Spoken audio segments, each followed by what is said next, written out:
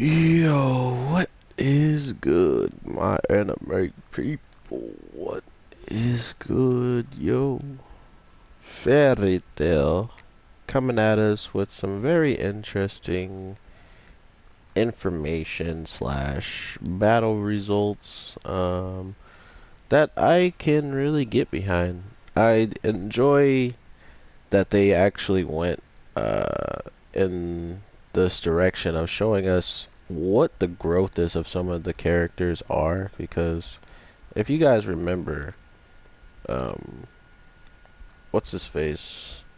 If you remember, like, all the people that have, like, died or even given us a run for our monies, just like main character wise, there's a lot of people out there that are just ridiculously strong, and to think that whatever they are, bringing to the forefront is, as strong as them. And then there's a character who can pretty much bring those people back to what they were back when they fought them and let them use their magic without him necessarily using his own. So we're looking at one of the most broken people I've seen in this series. But at the same time, he doesn't really seem capable of doing a lot on his own. But I mean, that's just from what I'm getting from him. I mean, he could honestly be a lot better than um, he's letting off. Uh, but if so, I I don't really see I don't know. I don't really see him being as crazy powerful as everybody else that he can summon, unless maybe once he feels these people's abilities and sees how um, they fought and stuff like that, maybe he can absorb some of it or something. I don't know, but as of right now, he doesn't seem like the most deadliest thing about his abilities. It's more or less just the simple fact that there's people that he can bring back to life. And the person that Loxus is fighting is a really good example of somebody who is just like ridiculously powerful, which is Hades, the leader of a guy who pretty much is fighting Urza right now, and he wasn't the leader. What? You guys saw that.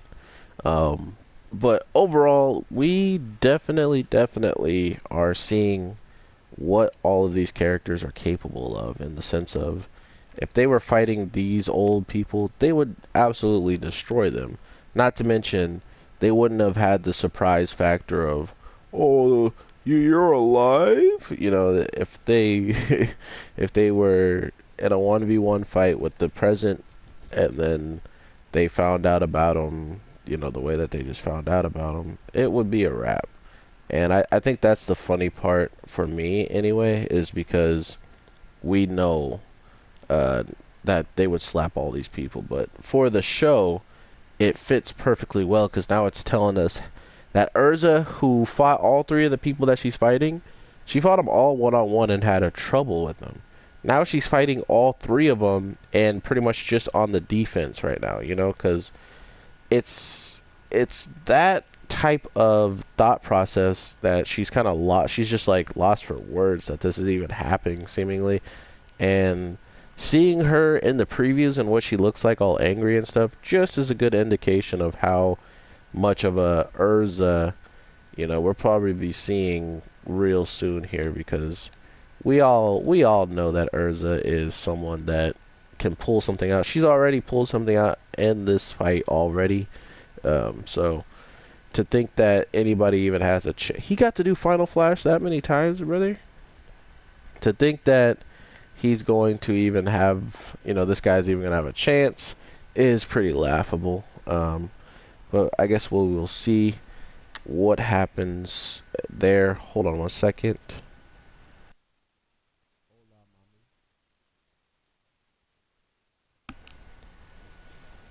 And to think that there's so much on the line throughout these fights is ridiculous. We have we have Goku. We have a Goku type of feat, or like we just have some Dragon Ball Z type of power up in this week. Well, Natsu just going into his flaming dragon mode evaporates an entire lake of where he's like the vicinity that he's in, guys. And not only does he do this, he does it within moments of him activating it. Like it literally just destroys everything. And not to mention, his character arc has been absolutely ridiculous. Natsu has gone from being this hot-headed idiot to now being this hot-headed, little bit of thinking idiot. And I am very proud to say that I watched him grow into this character.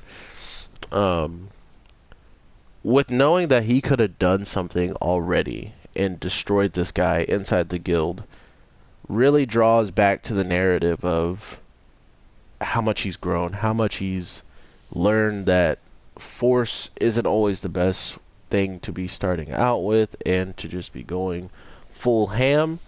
So now all of a sudden when we get these battles, we're wondering why Natsu isn't winning quickly, and that's because he's holding back because of situational things. So that's the type of stuff I really like to see being brought into this show, being at least explained on, because no one wants to watch a character that never progresses. You know, if he's never gonna change, what's the point of watching him? You know, we always know what he's gonna be like. And right now, this is the change that I don't think anybody expected from, including a character like Natsu.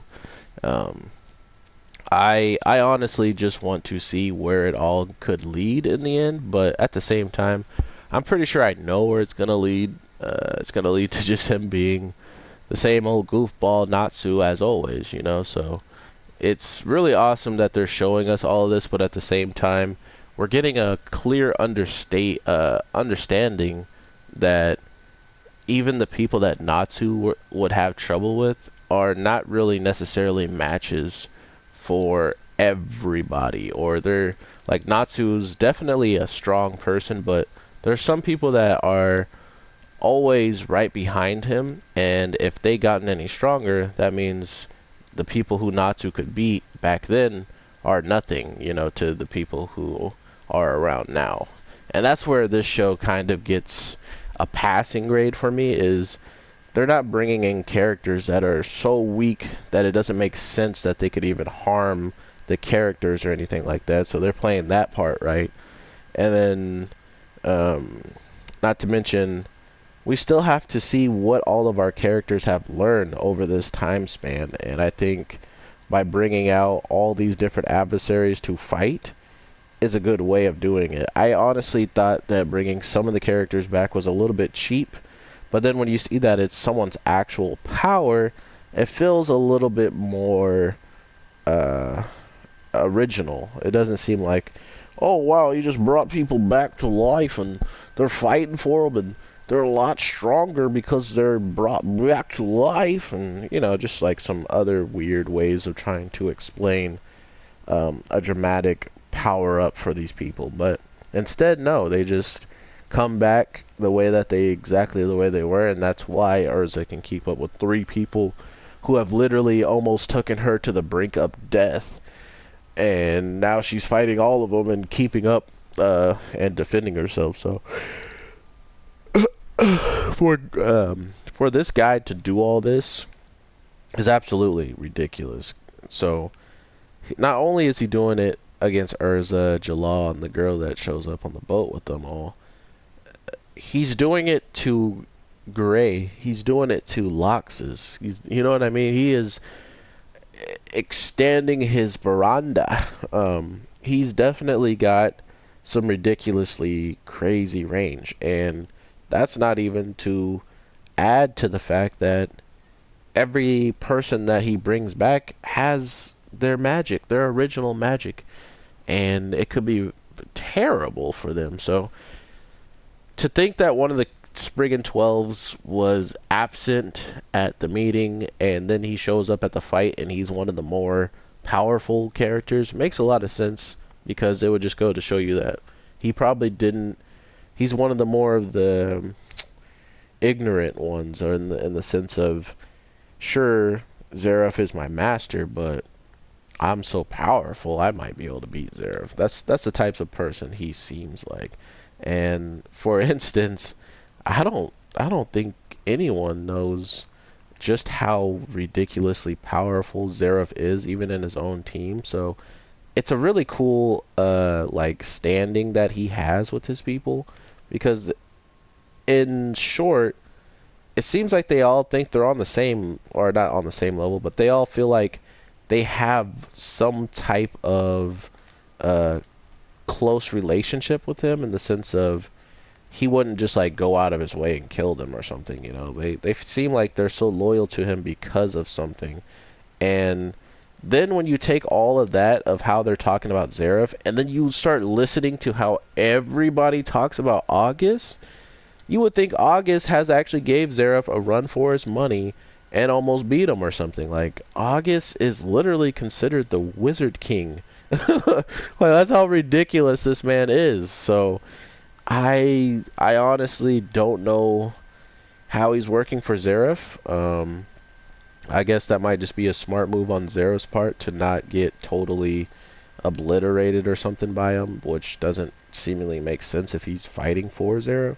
Unless he did fight Zeref, used everything on him, couldn't kill him, and then he's like, you know what, I guess I'll work for you since you've outbested everything I could think of to use to beat you. That's the only reason why I could see him working for Zeref. And even that's still kind of like, why would he still join? You know? So, and not to mention, he knows about Agnologia and thinks if Zeref gets Fairy Heart, he could beat Agnologia. So, and this is a man who is considered the Wizard King, who clearly doesn't think he himself can beat Agnologia, guys. That is some good storytelling right there. That's some good power leveling right there. They are boosting What? How is he still there? They're boosting Agnologia so high that I honestly think he has no real match.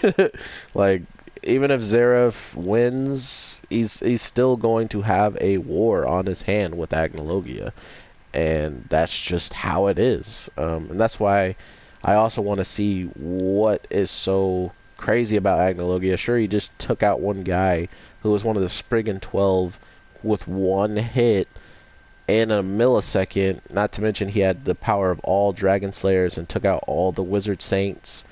And then he comes in and is just like, well, I'm going to steal all that clout that you just gained. Yeah, I honestly don't know what to expect, guys. This is getting so hype. But at the same time, Natsu showing off with his Makarov combination attack was probably the hypest thing that happened, in my opinion, just because I'm a fan of both the characters, and to see them working together was absolutely dope. But yeah, overall, guys, I hope you have an amazing day, night, whatever the case may be. And you know I will talk to you in the next one. Look, I'm Natsu too. All that fire. Um, that is so dumb, bro. Oh my gosh. Oh my gosh. If you summon somebody and they do their ultimate and you're not still holding down the button, it will switch. They won't do their assist anymore. They just switch. And then you get caught by an ultimate that all of a sudden he knows you switched and just changes directions to the person you switched to. So that was fun. But since it's on level 100, it's kind of obvious that these things are going to happen. They're way too powerful to take like 7 hits from. And then, yeah, bada bing boom pop, I'm dead. But with all that being said, my anime people, I've been getting away from Jump Force. As you can tell, I'm trying to play other things. And by playing other things, you forget how to play the things you've already know how to play. And that sucks. I mean, I've already beaten Devil May Cry 5 as well. So there's just a lot of things I play that I lose touch with these games. But tomorrow, I will definitely try to get 2 videos out to you guys for sure, because we're looking at a quite interesting turn of events with some of these animes like not showing up on days, or certain shows ending and not other shows showing up to take their spots. It's getting interesting, so we'll see how everything plays out, and if we got something to talk about, I will definitely make a video for it and have it on the channel as soon as possible. So with all that being said, I hope you guys have an amazing day, night, evening, whatever the case it is when you are watching this, and I will talk to you in the next one. I just ran into a black hole. Alright, peace.